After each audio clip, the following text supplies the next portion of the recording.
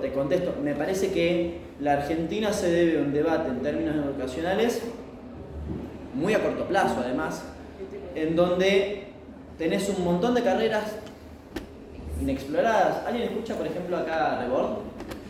No. ¿A Tomás Rebord? No. ¿Alguien escucha Paren la Mano? Me sentí viejo. Bueno, ¿pero alguien escucha algún youtuber promedio? No sé, algún, qué sé yo, alguna radio, no sé, del tipo, Vortex, no sé, alguna de esas. Bueno, ese tipo de experiencias, ¿bien? Son recientemente nuevas. Vortex no tiene más de 10 años, ¿bien? Digo, tiene un boom por todo lo que implica, es como las cervecerías artesanales, tiene un boom porque hoy están de moda y qué sé yo. Ahora, es una línea de trabajo, por ejemplo, para los que estamos recibidos en multimedia. ¿Bien? Ahora, si yo te pregunto, ¿cuánto efectivamente hay del sistema educativo que pregona que haya conexiones con el trabajo, que eso se profesionalice mucho más, que tengamos instrumentos? ¿Qué tan nuevas son esas, por ejemplo? ¿Hace cuánto se las entregaron? ¿3, 4 años? ¿5? ¿Con toda la furia? Vienen por camadas y empezaron hace 4 años. Bueno, ¿ven? Todo eso es recientemente explorado. En la escuela técnica pasa lo mismo, en los bachilleratos distintos, más o menos lo mismo. En Jujuy, además, si alguien me preguntaste Jujuy, tenemos una discusión sumamente interesante, que es, por ejemplo, la discusión energética. ¿Tienen idea de algo de litio? Energía, ni idea. Cero. No. Más o menos me dijiste. Ok. Bueno, Jujuy es una de las provincias que más salares tiene. ¿Sabes lo que es un salar? Es básicamente donde se forma el litio. Básicamente, para resumírselo. ¿Bien? El litio bruto. ¿Sí? Después hay que hacer todo un proceso de industrialización, ¿no? Y demás. Por lo cual me preguntás sobre la situación en términos educacionales en Jujuy y te diría, mirá, yo creo que, por ejemplo, una provincia litífera como Jujuy debería tener un montón de líneas de trabajo en términos de educación electrónica o energética. Por ejemplo, a ese nivel de pragmatismo, me parece que se debe una discusión en la Argentina, ¿no? Porque si no, ¿qué pasa? El pibe de Jujuy termina viniendo a estudiar a la UBA o termina mudándose acá a estudiar el secundario acá, sale recibido en bachillerato de comunicación, hace abogacía en la UBA y después nos falta el técnico en litio. Bien, y tenés toda una industria de litio totalmente desaprovechada. Yo les digo, un técnico de litio está cobrando 500 lucas. Así que si se quieren hacer técnico de litio estaría bastante bien. Están todos invitados. Tenés un montón de ese tipo de discusiones para dar. Desde la provincia de Buenos Aires, en Capital, en distintos lugares de Argentina. Pongo Jujuy porque me dijiste Jujuy, pero podemos ir a... Sí, podemos ir a, no sé, a la provincia de Buenos Aires. Por ejemplo, ahora salió una nueva ley del vino y hay un boom de viñedos. Tenés un montón de pibes que quieren ser ingeniero agrónomo. Bueno, bienvenido. Eso hace 10 años no existía. Ahora, ¿cómo profesionalizamos toda esa cuestión? Bueno, esa es la discusión. Para mí esa es la discusión que hay que dar en el corto plazo. ¿Cómo damos herramientas al secundario? ¿Cómo cambiamos un poco el plan de estudio? Porque la verdad, no sé si sigue funcionando la misma cosa que funcionaban antes. Ustedes lo dirán un poco más, están en el secundario todavía, yo no recibí hace casi 10 años, pero yo imagino que todas esas cosas que yo estudié hoy son un poco raras. ¿Qué más? Y después el sistema educativo de escuelas públicas para escuelas privadas. No voy a cometer el error de decir lo que dijo un expresidente, de decir que algunos caímos en la educación pública. Yo creo que... ¿Cómo lo pongo en palabras? A mí me parece que... ¿Ustedes saben algo de historia? Historia económica del país y demás. ¿Alguien?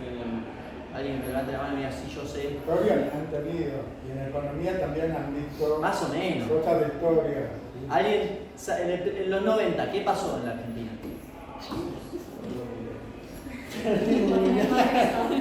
Cero, ni idea. Perdió un mundial.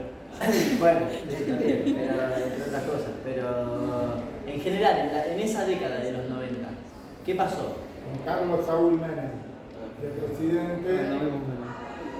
¿Alguien sabe? ¿Se acuerdan? Los aviones se privatizaron, todas las cuestiones así de servicios se privatizaron, ¿no? La jubilación empezó a ser privada, empezó a haber contratos, hasta ese momento vos tenías la posibilidad de trabajar en blanco, y eso quería decir que tenías la posibilidad de prever que tenías trabajo en el futuro. Ahí de golpe empezaron los contratos que al día de hoy existen, donde te contrato por 10 meses y después no sé si seguís o no. En el 95, en el año 95, 1995, empieza un proceso, porque a nivel mundial particularmente había mucho avance sobre las discusiones en materia económicamente liberal, bien, en donde se decía, bueno, lo privado funciona mejor que lo público, ya está, saldemos la discusión y que todo sea privado y a la mierda. Y el que no lo puede pagar, bueno, que se fije, qué sé yo, más o menos el mercado lo va a regular y un poco parecido a los que dicen algunas cosas hoy, ¿no? Algunos candidatos hoy dicen algo parecido, ¿no? El mercado va a regular la oferta, bueno, ustedes van a tener un voucher, fíjense, y si alguno lo puede pagar, buenísimo, y si el otro que no lo puede pagar, bueno, qué sé yo, se explicará qué puede hacer y de dónde estudia, o a qué escuela va, y qué sé yo. En los 90 pasó mucho eso, pero a nivel tan genérico que se privatizó casi todo el Estado. Aerolíneas era privado, YPF era privado, los ferrocarriles fueron privados, digo, todo eso después se vendió, digo, no se recuperó más. Eso, para la educación, fue un proceso muy frustrante. Particularmente, ¿por qué? ¿Por qué? Porque cuando vos tenés desinversión en educación, incluso aunque sea en un periodo corto de tiempo, es muy difícil después volver a reactivar la inversión en educación y volver a equiparar esa situación entre la educación pública y la privada.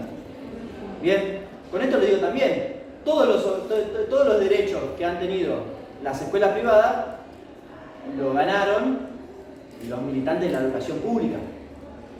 Porque yo nunca vi un profesor de una escuela privada diciendo vamos a luchar por el boleto estudiantil. ¿O sí? No pasó. Bueno, entonces digo, la organización sale indefectiblemente de la educación pública. Bien, yo creo que también te debes una discusión. Miren, hay una ley que salió en el año 2006, que es la ley de educación, donde se establece que por ley el presupuesto en educación en un año tiene que ser del 6% del PBI. ¿Saben lo que es un PBI?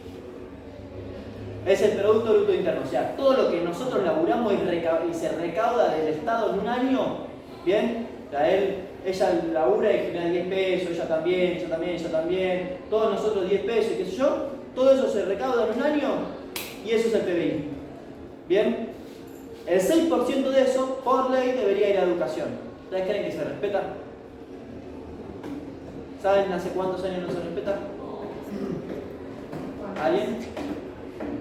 8 años. Hace 8 años que estamos infringiendo una ley, de hecho.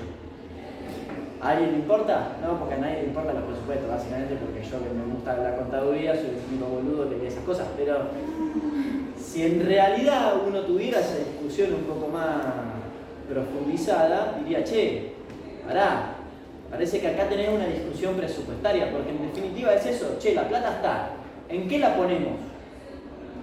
Bien, esa es la discusión. ¿Cómo equiparamos sobre la educación pública hacia la educación privada? Bien, porque además, yo imagino, yo les pregunto, si todos ustedes pudieran, ¿irían a una escuela privada o a una escuela pública? Bueno, yo quisiera que esa respuesta cambie. En realidad esa es la discusión. ¿Cómo logramos que ustedes no solo estén orgullosos de venir a una escuela pública, sino que puedan decir, che, esperá, yo estoy en una privada, pero la educación de la escuela pública es mejor? ¿Quiere ir ahí? ¿Bien? Pero me parece que en definitiva es una discusión presupuestaria. Claro. ¿Qué es esto? Che, miren, San Martín tiene un presupuesto de 70.000 millones de pesos. Cosa que es mucha plata, mucha plata. Para un distrito como San Martín, incluso que es grande, pero es mucha plata. Para educación, para lo que es la Secretaría de Integración Cultural, Educación y Deportiva, ¿saben cuánto destina? Tienen un número. Alguien, cualquiera. 15%. ¿15%? ¿Alguien más? Sí. ¿5? ¿Alguien más? 2. ¿2? 8. 8%. O sea, de 70.000 son alrededor de... cada vez no, de 10.000. O sea, la discusión educacional, digo, y eso es cultura, educación y deporte. O sea, para educación van solamente 3.000 en realidad. O sea, la discusión educacional todavía hay mucho por darse, porque además no es solamente en clave de cursado o materia, sino es infraestructura, herramientas. Digo, una máquina de esta que hoy no baja de cuánto, 200, 300 lucas, más o menos. Tenés que comprar 10, que son 3 millones de pesos. ¿Y de dónde sale? Pregunta. ¿Ya? Y esto lo tenemos que multiplicar por, no sé, en San Martín tenemos 150 colegios, pero ya. A 150 estás hablando de 3 por 150 millones, 3 millones por 150. O sea, son 450 millones de pesos. Solo en computadora. Temita. Por ejemplo, otras cuestiones que vos decís que observaste son injustas. Sí. Vos tenés ahí al municipio, los movimientos sociales se quejan, por ejemplo, de estas cuestiones, ¿cómo lo hacen? Sí. Lo que pasa es que, y acá es una discusión más de la política, que es, no hay plata para todo, ¿cuáles son las prioridades?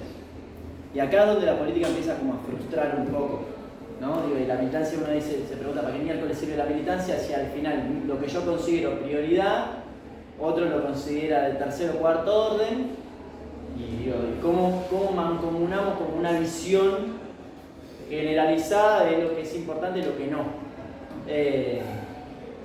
Porque tenés un montón de discusiones para dar en ese sentido. Digo, en el orden de derechos de las comunidades, por ejemplo, LGBTQI+, de derechos humanos, de deporte, digo, cada movimiento social representa, ¿no?, una estructura y lo que considera su prioridad. Y uno como gestión tiene que ir tratando de que todas esas prioridades vayan como mancomunándose, dándole un poquito a todo para que todo el mundo pueda ir transformando algo. Imagínense, yo voy mañana a la gestión y digo, bueno, ahora yo soy intendente y me chupa un huevo toda la educación, vamos a poner toda la plata en deporte. O no sé, vamos a poner toda la plata en planes sociales o en los comedores. Mañana estoy colgado en la Plaza San Martín y yo aparezco muerto por la mitad de la sociedad, ¿no? Entonces digo, también la militancia es ver cómo uno puede ir construyendo esas prioridades con distintos movimientos sociales, mancomunándolos dentro de alguna ideología más o menos en común. Una matriz un poco más comunitaria, ¿no? Che, bueno, esto lo podemos hacer en 6 meses, esto lo podemos hacer ahora, esto lo podemos hacer en 2 años, ¿no? Después ir discutiendo ideología. Yo pregunto, por ejemplo, va a sonar un poco disruptivo, pero ¿ustedes están a favor de que existan comedores o no? ¿Sí? ¿Por qué? ¿Pero el comedor no surge de la falta de Estado? Bueno, o sea, es una ayuda, es como... Es una ayuda que hace la gente que necesita. Sí. Podemos hacer Y entonces te pregunto, ¿los tiene que regular el Estado o no? ¿Los tiene que regular el Estado o no, por ejemplo? Sí, obvio. O sea, el Estado tiene que ayudar a los comedores. Sí. Evidentemente no ayuda a la acumulación. Y yo les pregunto, ¿de dónde sale esa plata? ¿Cómo? ¿De dónde sale esa plata? De nosotros. Pero más allá de eso, sale de una discusión presupuestaria. O sea, vos estás quitando plata por un lado para dar a eso. Con esto no estoy diciendo que estoy en contra de los comedores, de hecho todo lo contrario, yo ayudo a comedores, Digo, reparto seguir. Tengamos que llegar a eso. Bueno, digo, eso por ejemplo es toda una discusión social, porque yo me debato todos los días esa cuestión. Si estoy a favor o en contra de los comedores, porque yo que soy gestión debería decir, che, ¿qué hago? ¿Estoy a favor o estoy en contra? Porque en definitiva, yo soy gestión y es la falta de mi gestión lo que genera que haya cada vez más comedores. ¿Cómo hago para cambiar eso? ¿Tengo que estar a favor o tengo que estar en contra? ¿Los banco o no los banco? Con esa plata que estoy poniendo en los comedores, ¿genero más trabajo o sigo aportando a los comedores? ¿Qué hacemos? Eso es un poco las discusiones que das todo el tiempo en la militancia. Con esto no estoy diciendo que mañana voy a dejar de ayudar a comedores por la duda para que nadie me mate, pero todo lo contrario, de hecho, yo creo que es una necesidad. Ahora, la militancia se basa todos los días en dar estas discusiones, todos los días, todo el tiempo estar diciendo, bueno, ¿qué hacemos con esto? Dame un poquito allá, hoy podemos dar un poquito más, ponemos allá. Digo, porque en definitiva, es esto, el comedor surge la falta de gestión. ¿Entendés? Digo, son compañeros, compañeras, patriotas, lo que fuera, gente, vecino, vecina, que en realidad van porque hay una necesidad insatisfecha. Porque el Estado no les está resolviendo algo que necesitan. No consiguen trabajo. Bueno, pero el Estado se supone que debería regular toda esa situación. Yo lo digo yo gestiono, chicos. Pero hago una autocrítica también para que vean que no todos los políticos somos lo mismo. ¿Cómo venimos de tiempo? ¿Tenemos 10, 15 minutos más? Bueno, ¿quién más? ¿Qué más? ¿A qué edad? Nombre. Chiam. ¿A qué edad empezaste a militar más o menos? A los 15. A los 15 años. Sí. ¿Cuáles fueron las más importantes que las cosas más importantes? Por las que militaste. ¿Qué sentís vos que fuiste lo que más aportaste? Tenés etapas. Claro. Tenés etapas. Yo empecé repartiendo mercadería en comedores y me gustaba mucho y un día dije, bueno, quiero hacer más que esto.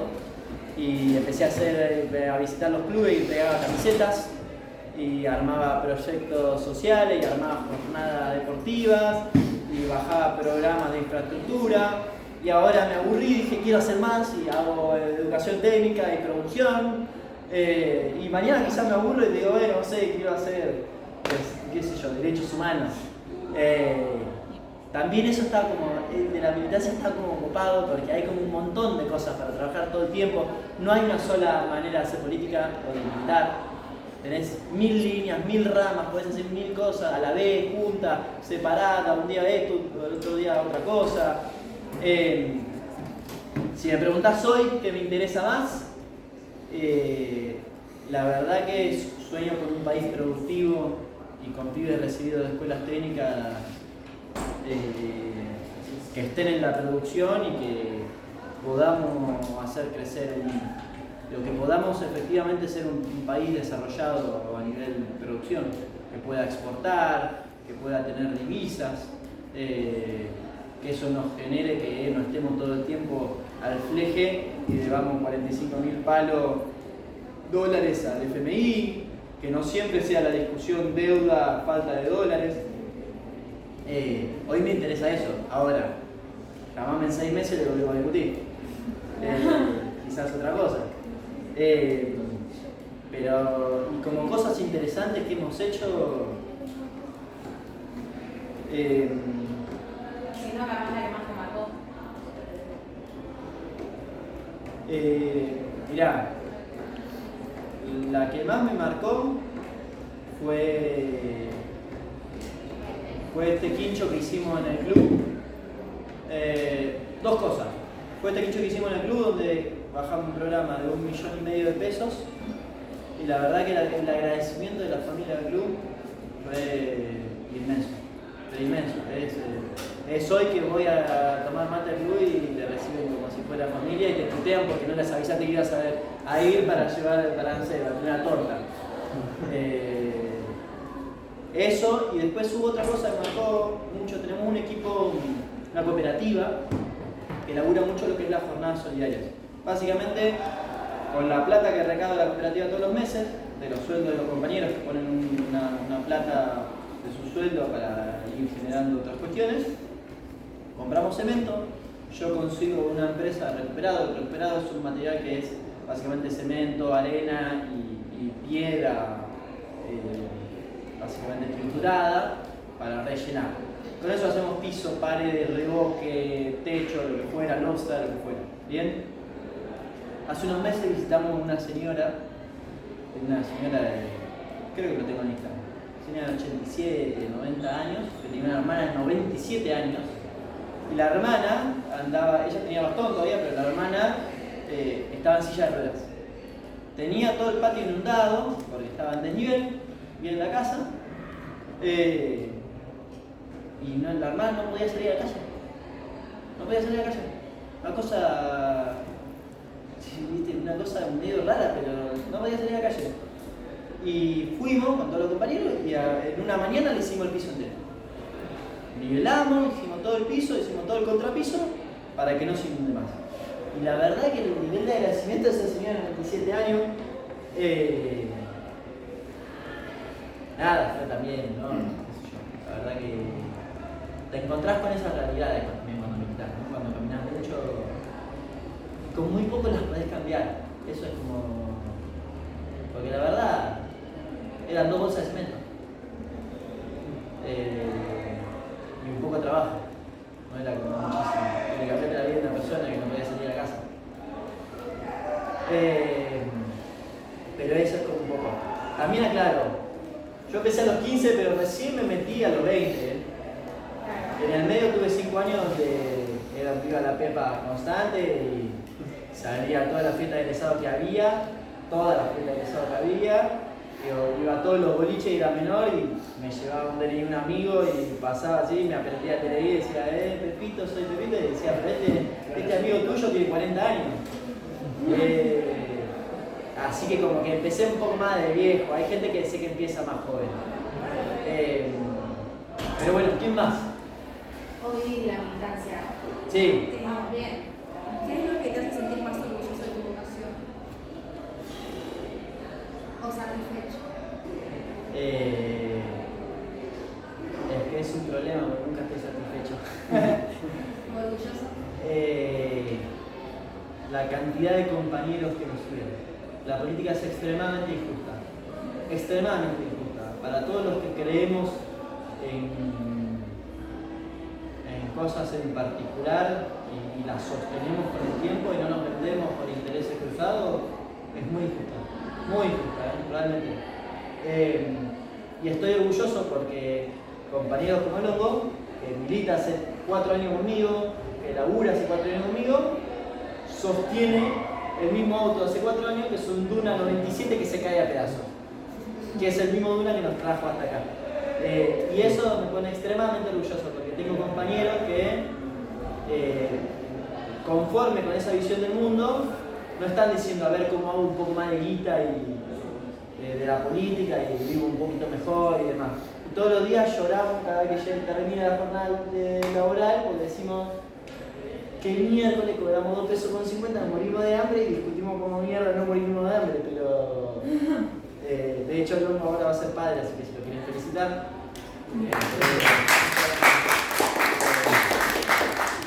Así que también tenemos una discusión sobre el valor de los pañales.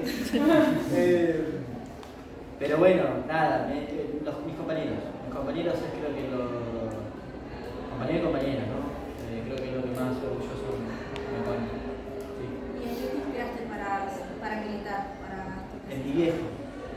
Mi viejo es probablemente la mejor persona que existe en el planeta, perdón, en detrimento de todos sus padres. Pero, claro, miren, a mí me pasó una cosa que suele sucederle a los hijos de los políticos, cuando uno crece se da un poco más cuenta, que es que no arrancas queriendo a la política. Porque a mí me sacó mucho tiempo con mi viejo, mucho tiempo, muchos años.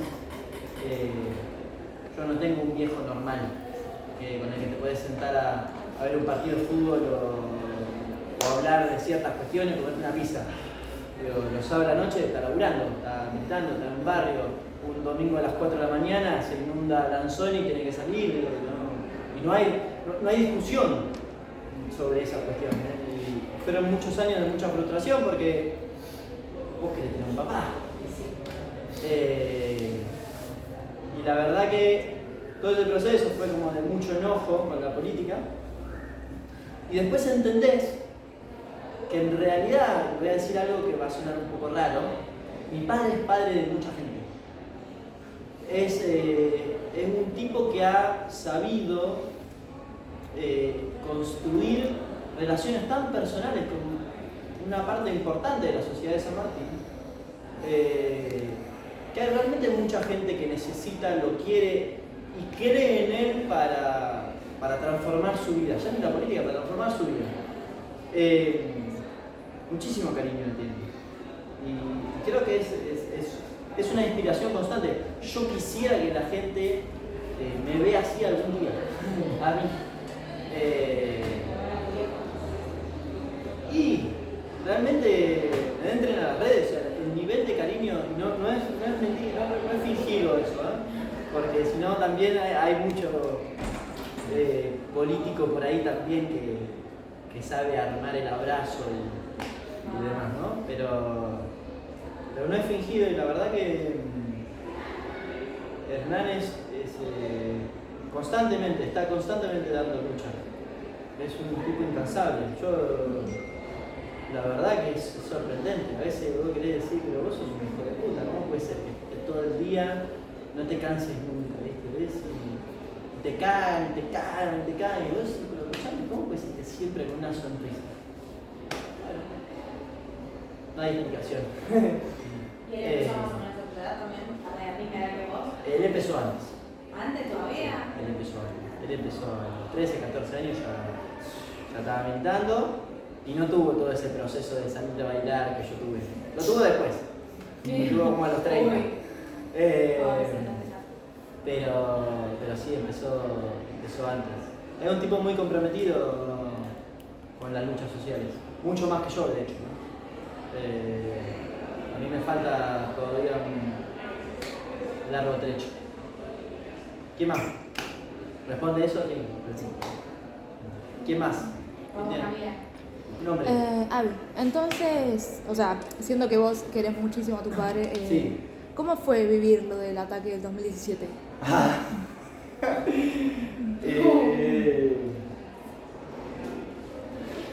Imagino que fue difícil. Me tocaste una fibra bastante sensible. No hace falta que respondas. No, sí quiero responder, me encanta hablar de esto, de hecho.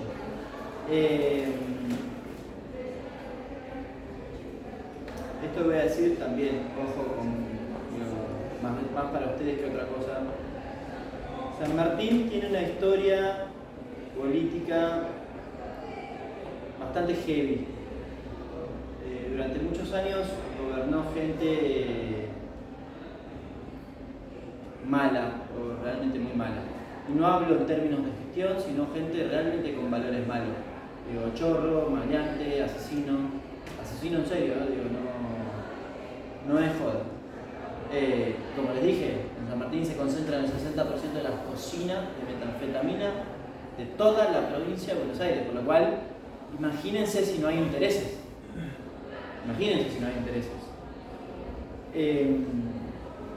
A mí me da mucho orgullo que nos haya pasado eso. Es un poco contradictorio porque fue una situación de mierda. La verdad que fue una situación bastante de mierda. Pero me da mucho orgullo, ¿sabes por qué? Porque nos pasó a nosotros. Y contradictorio a lo que diría cualquier persona o cualquier político que dice, bueno, yo no quiero que me pase eso, yo no te digo quiero que no pase luego tampoco, digo, ¿no? Pero obviamente. Pero sí hay cierta cuestión en el saber por qué nos pasó. ¿Sabes por qué nos pasó? Porque tocamos los intereses que nadie toca. que son los intereses que nosotros nos animamos a tocar. Claro, es como una confirmación de lo estamos haciendo bien, ¿no? Exactamente. Hay una confirmación sobre lo estamos haciendo bien, no solamente eso, sobre somos los únicos que lo hacemos. Porque no le pasó a nadie más, nos pasó solamente a nosotros. Vos allá luchás contra la barra de Chacarita, los jefes de la barra de Chacarita, los dueños de las cocinas de metanfetaminas, los articuladores políticos. Quien le interese la política o quien después de esto quiera estudiar más sobre ese hecho de 2017, busque quién es Luis Barrio Nuevo. ¿Qué ha hecho Luis Barrio Nuevo en la política? Luis Barrio Nuevo salió de San Martín, junto con su mujer, su esposa, Graciela Camaño, que también se caracterizan por ser mafiosos. De esas, si algún día quieren tomarse una birra, un café, una coca conmigo, les puedo contar 1000 cosas de ese tipo. Salió esa porque fue como muy alevosa, pero de ese tipo de apriete, no te digo que tenemos uno por día, pero uno por semana, más o menos está en ese orden. En ese momento, además, con una particularidad que nosotros éramos, y ahora ya hablo más de mi partido, nosotros éramos oposición. Esa semana había salido, para situarte un poco a nivel historia, había salido Patricia Bullrich, que era ministra de Seguridad en ese momento, había salido un video donde ya estaba en algunos tonos alcoholizada en un escenario con el jefe de la comisaría número 1, que estaba casualmente a 5 cuadras de mi casa. Y nosotros osamos ser, creo que casi los únicos en toda la política de San Martín que subió ese video y expuso esa situación. Por casualidad, después de ese hecho, la comisaría número 1, que está a 5 cuadras de mi casa, tardó 45 minutos en mandar un patrullero. ¿Qué cosa? ¿No? Para preguntarse un poco el funcionamiento también de las fuerzas policiales. Nada, después lo tuvieron que, por suerte, se lo llevaron al compañero jefe de policía de la comisaría 1, pero bueno, también la política y la militancia, por lo menos donde yo la miro, implica tocar esos intereses. Con esto no estoy diciendo que a todos ustedes les va a pasar lo que me pasó a mí, van a ir, les van a balear la casa, esperemos que no, si alguno tiene ganas de militar el día de mañana, pero sepan que las luchas sociales, los compromisos de ese tipo, de ese tenor, implican indefectiblemente ir a pelearse con esa gente. Indefectiblemente, no hay otra metodología, no hay otra manera. O te peleas o negociar con ellos. No hay como una tercera opción en donde, bueno, no nos peleamos y convivimos. Eso es negociar. Es un tipo de negociación. Con lo cual, no te peleas o sos negociante. Yo elijo siempre pelearme. Así te va, ¿no? Te cagar a tiros 20 veces. Pero bueno, mientras siga vivo, está todo bien. Como para ponerte un poco de humor, por eso, ¿no? ¿Respondes un cacho tu pregunta? Sí.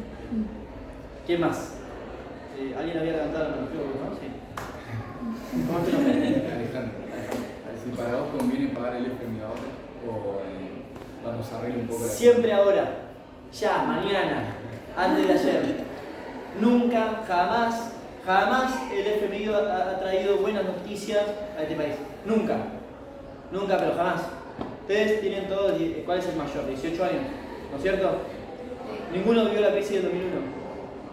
Bueno, hay una serie que ahora lo retrata bastante bien, pero a la crisis del 2001 no se llega, ahora me meto un poco más en la economía, pero no se llega porque vino alguien así y dijo, bueno, pimba, crisis, chao, y explotó todo.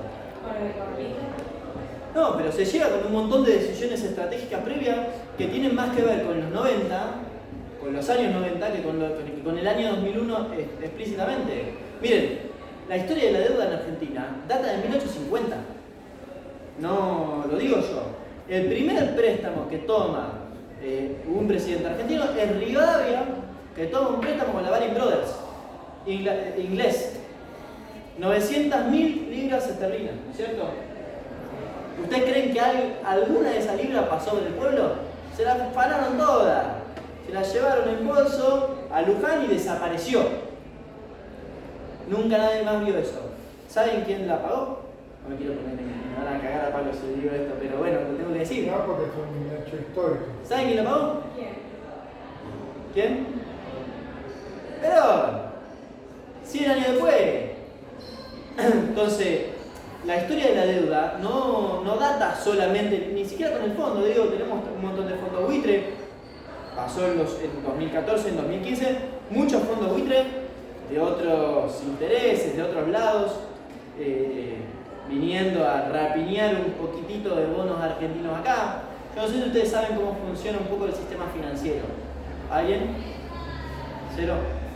Lo explico rápido como para que sepan, así vamos a todo. A ver, ¿por dónde puedo empezar esto? Tiro 3 o 4 cosas para que después puedan ustedes estudiar en su casa.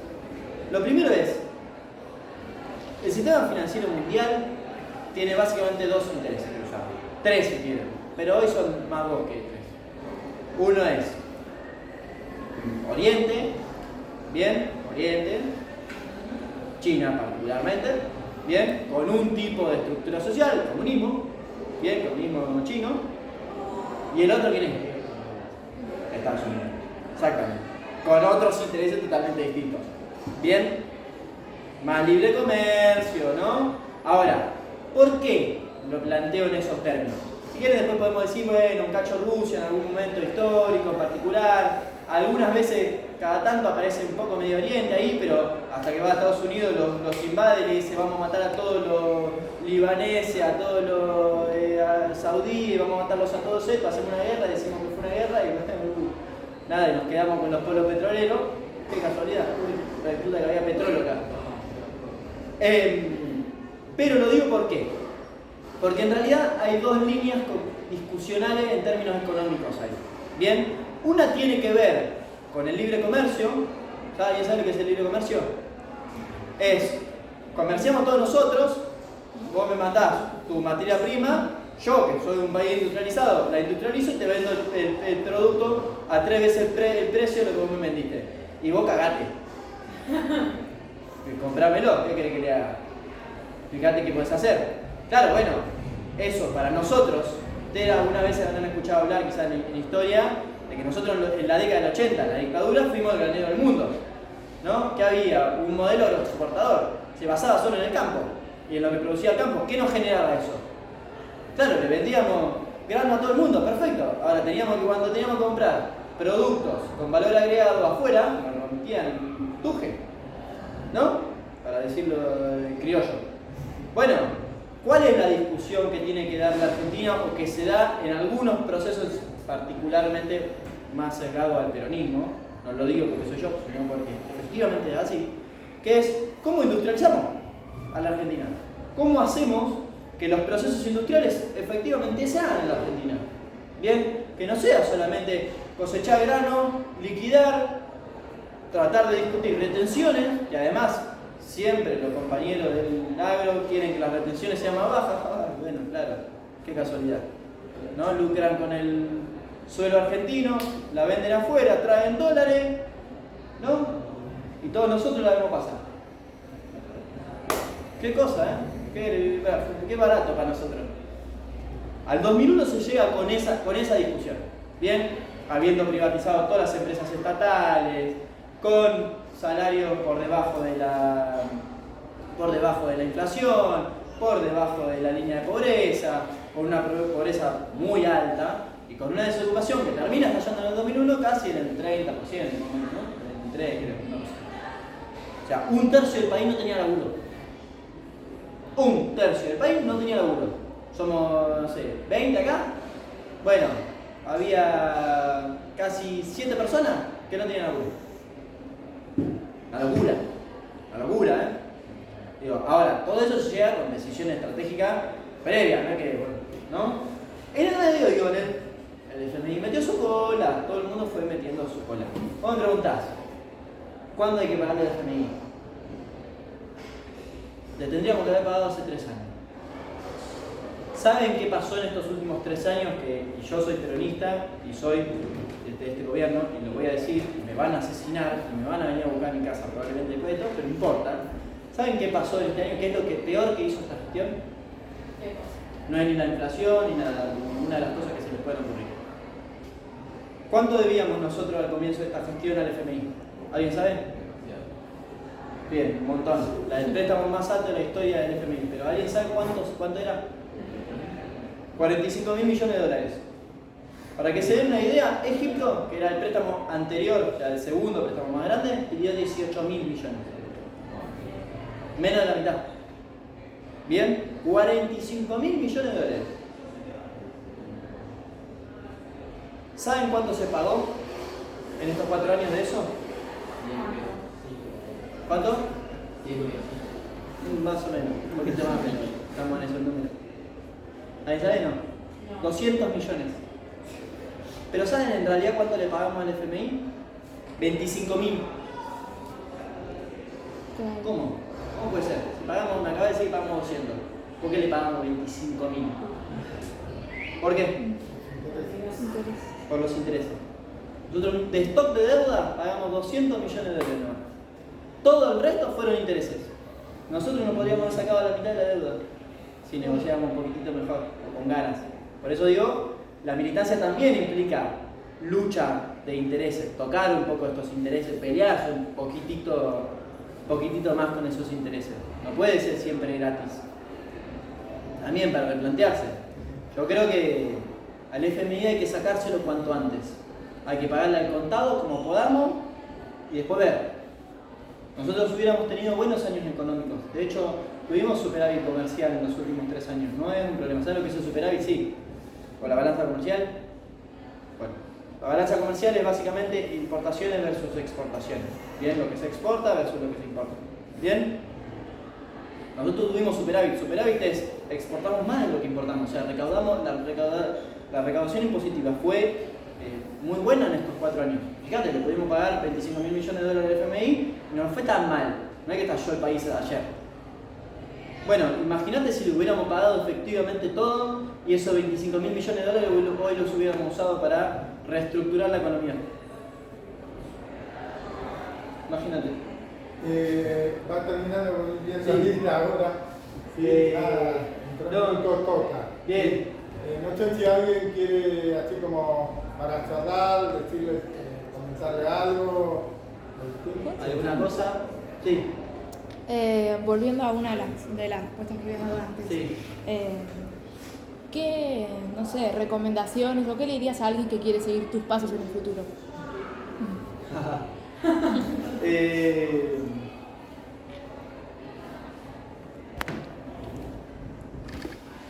Que se mate.